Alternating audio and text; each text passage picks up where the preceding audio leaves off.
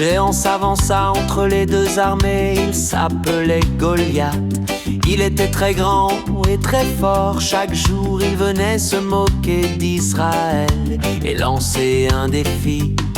Quand les soldats d'Israël virent Goliath, ils furent remplis de peur et reculèrent. Ils disaient entre eux: regardez cet homme, il défie tout notre peuple.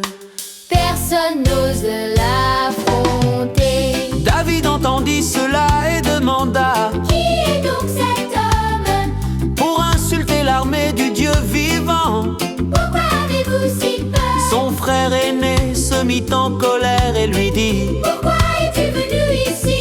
tu n'es qu'un berger, retourne garder les brebis.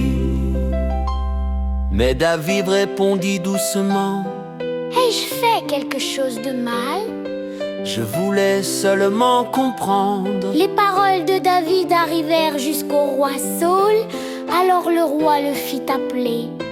David dit au roi: Que personne n'ait peur à cause de Goliath. Moi, j'irai l'affronter. Saül regarda David et répondit: Tu es encore un enfant. lui est un soldat depuis toujours. Mais David expliqua: Quand je gardais les brebis de mon père, Dieu m'a protégé contre le lion et l'ours. Le Seigneur m'a aidé alors et il m'aidera encore aujourd'hui. Alors Saül dit à David. Va, et que le Seigneur soit avec toi. Saül voulut donner à David une armure et une épée. Mais David ne pouvait pas marcher avec tout cela. Il dit: je ne suis pas habitué à ces armes. Il les enleva et prit seulement ce qu'il connaissait bien: son bâton de berger, une fronde et 5 petites pierres lisses qu'il choisit dans le ruisseau. Puis David s'avança vers Goliath. Quand Goliath vit David, il se moqua de lui et le méprisa, car David était jeune et sans armure. Mais David dit à Goliath: Tu viens contre moi avec des armes, mais moi je viens au nom du Seigneur, le Dieu vivant.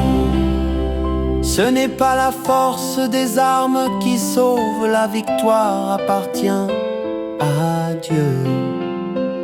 David courut à la rencontre de Goliath. Il prit une pierre, La lança avec sa fronde et Goliath tomba à terre. Alors les Philistins prirent peur et s'enfuirent. Les Israélites comprirent que Dieu est avec ceux qui lui font confiance.